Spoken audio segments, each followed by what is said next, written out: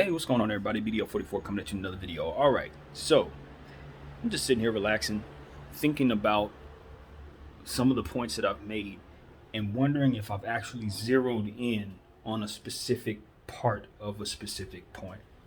So this is what I'm here to do.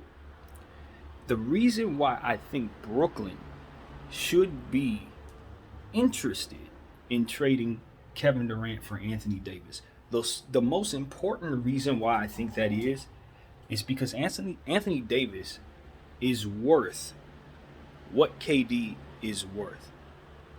Simple as that. It's just like they always say. Max uses this analogy a lot, I believe. If you trade $1 and you get back 4 quarters, yeah, you got back the equivalent. But those 4 quarters are gonna be harder to move than that solid dollar. Now, in this climate, obviously that's different. But in theory, you're not ever getting back that solid dollar, even if it's not about moving it. You're getting back those 4 quarters. Those 4 quarters are 4 quarters. They're partials. They're not extraordinary. They're whatever they are, individually, together, coming together to represent that one extraordinary thing. So they don't come together to make an extraordinary thing at all. So in this case, if you trade KD for AD, you're trading an extraordinary thing for an extraordinary thing. Because I'll tell you right now, if the Lakers try to trade AD, they're going to ask for everything you're about to ask for, Brooklyn. Everything. And if you trade KD for AD, when you get AD, you can trade him for everything too. That's the point. That's the point. You can trade him for everything too. Once you get him, next year at the deadline, the trade return you get could be a record-breaking trade return. And that is why, as a GM, that makes the most sense. That's why. Because anything else they about to trade him for, they ain't going to be able to get that back for those things. Now, I've made a point on this camera to say that in certain cases, I can get more for those 4 quarters. So that is nuanced. There are a lot of different ways that can go. But in the case of Kevin Durant on a 4-year deal versus Anthony Davis on a 3-year deal, that is a big deal. And that is why I don't think trading LeBron James for Kevin Durant really makes a whole lot of sense for the Lakers, because that's an expiring contract, or rather for the Brooklyn Nets, because it's an expiring contract and they're giving up a 4-year deal. They're going to have to go back and try to negotiate with LeBron James at the end of this season, just like we're going to have to if he doesn't sign the extension. Maybe they can offer him one. Doubt he signs it there. So that is not secure for you as a franchise. Now, if you trade him for a bunch of picks and players, I think that's a great return. I'm very happy if I trade KD for picks and players. But Brooklyn's trying to sell the idea that they're winning now. They want to keep their timeline in place. So AD checks off that box as well. Do any, and I mean any, of the other trades that are possible do that. None of them do that. Absolutely none of them do that. Not to the degree of what you expect Anthony Davis to be able to do, especially given the fact that he's having what is considered to be a very good offseason. So, when you take all that into account, if I'm the Brooklyn Nets, I'm legitimately, especially after what just took place over the last 3 weeks, I'm legitimately thinking about this. Now, if I'm the Lakers, I'm legitimately telling you probably not. No, thank you, I'm not doing this. Because they've already taken the stance that they're going to be loyal to the player that's committed to them. And I think that's the point of view the Lakers are taking. But if you come back to the table with KD and you start with the negotiation of AD for KD, I think the Lakers will have to take that back to their think tank, and it's going to be a hard sell for them to come together on that. I guarantee it. Because KD is that great of a player, and he is on a 4-year deal, and Bron is about to expire. And while Anthony Davis is a hell of a player, we've watched Anthony Davis for the last couple years, and he's averaged 40 games for us this season. So the likelihood that we're going to have to trade him at some point is present. I'm not saying that it's imminent or nothing like that, but I'm just saying I could see many avenues where we're going to, a year and a half from now, just say, all right, it's time to cut bait. And if that's the case, we're going to remember a day like today where we could have traded him for Kevin Durant on a 4-year deal. Now, Kevin Durant could very well go down with an injury, and we feel great about not making that trade. But this is the risk either way. You could feel the same way about AD. AD goes down with a knee. You swear to God, you just wasted all of LeBron's tenure when you could have traded him for KD. So it's like, you know what I mean? It's a risk either way. I'd imagine the lesser of the two risks is to stay with the guy who signed with you if you're the Lakers, which is why I ultimately believe that's going to be what they land on. But if I'm the Brooklyn Nets, and this is solely about their point of view in this video, if I'm the Brooklyn Nets, I can bring AD to Brooklyn. See if he wants to be here. See if he enjoys playing with Ben Simmons. And that defensive lineup that they're going to have, which will be stifling. Next to Boston, that'll be the best defense in the Eastern Conference. If that doesn't necessarily float AD's boat, as I said, I can just trade him for the moon and the stars. Because that's what he's going to demand, just like Kevin Durant. As to which, if you trade Scottie Barnes, maybe you're lucky and he turns into a superstar that you don't want to trade. You know what I mean? And you have that type of value in place. Maybe, but Toronto hasn't been willing to get rid of Scottie Barnes, so that's a no-go. But other than that, for me personally, I don't see nothing that's been available to the Brooklyn Nets that I like better than AD. Like, just period. For them. For them. And I've said that since the very beginning of this process. The very beginning. Because then it becomes a situation where it's like, okay, all right, what if you throw another player at me? Let's say De'Aaron Fox. Do I like De'Aaron Fox more than I like Anthony Davis? I don't. Maybe you want to throw in even another name. Maybe you want to aim a little higher. Maybe you want to say Paul George. Do I really like Paul George more than I like Anthony Davis? Not really. Even though I can argue Paul George has had 2 better seasons in a row than Anthony Davis. So anybody who wants to argue that, feel free. I'm not going to argue back at you. But size, length, ability to do things even when he's struggling to help you win, you need that. I don't know that Paul George necessarily helps you win when he's having a bad game. Anthony Davis definitely does. I can attest to that as a Laker fan. So this is the type of thing where I'm saying, all right, that's what makes him a super duper star. That's why Anthony Davis is worth trading for even at 40 games a season, because in 40 games you probably won, even if he sucked, like literally. So that's what I can say. Like, honestly, if I'm Brooklyn, I'm going back to the drawing board, because I'm looking around. I'm like, okay, does the Knicks want to give me their plunder? Maybe I'll be willing to go that route. Is KD going to be happy with Nick once that happens? No, he's going to want out, so they're not going to do that. It's like you're going to find a bunch of that as this starts to go forward, I think, if you're the Brooklyn Nets. A whole lot of that. Like, yeah, I mean, I'm willing to take whatever such and such and such and such. But they're going to be so hesitant, man. As they have been. So you look around and you say, okay, will the Lakers be hesitant? Why would they? Why would they? In their situation, they feel like they're bringing back a more secure superstar.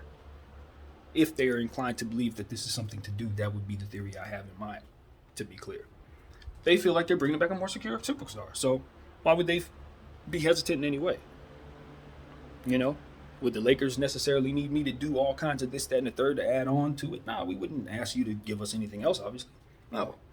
KD for 80 straight up. And not only that, but we'll even take Kyrie off your hands if you take our Russell Westbrook while you're at it. So it's like, why wouldn't you want to do a deal with us? You're going to have to do a deal with us anyway. I saw that day one. You guys know that. You can go back to the video when everything first broke. I had that in my mind immediately because nothing else made sense. I'm like, look, all these different trades that you want to make for KD, and bottom line is he costs too much, man. He's going to deplete the team of everything. It's going to be Carmelo Anthony to the Knicks all over again. And at this age for Kevin Durant, he should not want that. Going back to Brooklyn makes sense to most logical people. Everybody's saying he needs to go back to Brooklyn, including me.